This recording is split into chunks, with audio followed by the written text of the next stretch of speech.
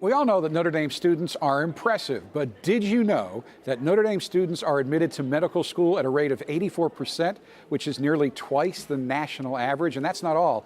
ND Arts and Letters majors are actually accepted to medical school at the exact same rate as College of Science students. Here to talk about this astounding liberal arts success is Professor Robert Goulding, a historian of science who also serves as director of the Riley Center for Science, Technology, and Values. Professor, welcome to Notre Dame. Thank you very much for having me. We've been having a wonderful conversation there, so let's go right back into that wonderful intro. You teach science, technology, and values. That's right, yep. What is the basis of that class? So we try and give our students, whatever their interest, a much broader sense of the social significance of science, the history of science, and how it fits into human cultures in general. De facto, we get a lot of medical students taking that course because that's the kind of thing that they're thinking about as they consider medical school.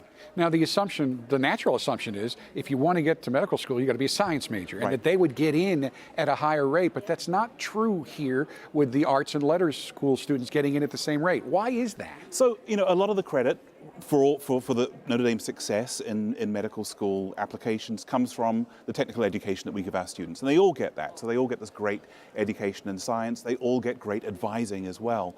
What we add is this extra dimension in which they, on the one hand, get to think about what it means to be a physician, what medicine means, what its history is, how it fits into the world. But also, I think, we give them the kind of toolkit that they need to survive in the tough world of medical training.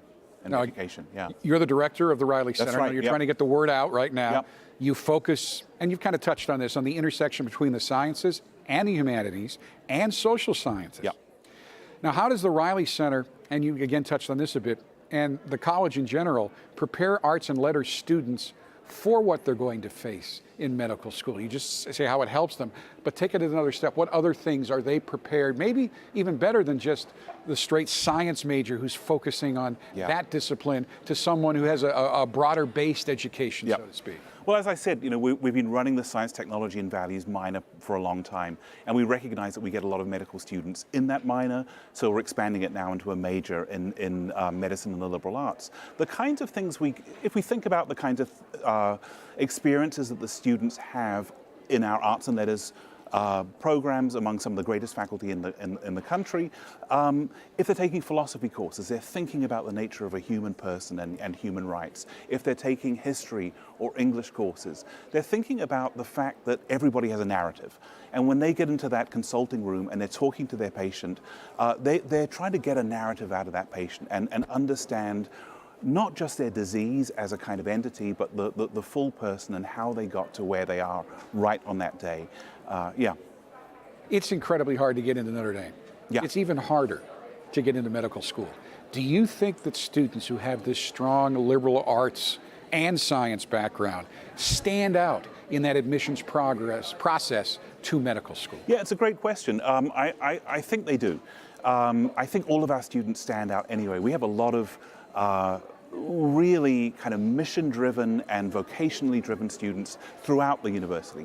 Our arts and letters students, I think, stand out in a couple of ways. They stand out because they've got this broader sense of what the health system is about, what its problems are. They may have thought that through in a way that a science student hasn't quite had the chance to do. They have, I think, maybe a more humane sense of what it is to treat a patient as a full human being. I think on their applications, they just look a little different.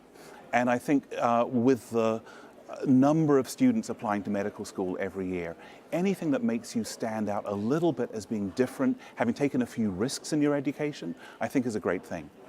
I have enjoyed this conversation. When you said treat the patient as a human being, my wife's actually a consultant for Press Ganey, and that's what they emphasize all the time, how you treat the patient and how critical that is. Obviously, you're giving these students a leg up. Thank you so much for the time. Thanks so much for the time. Very enlightening, too.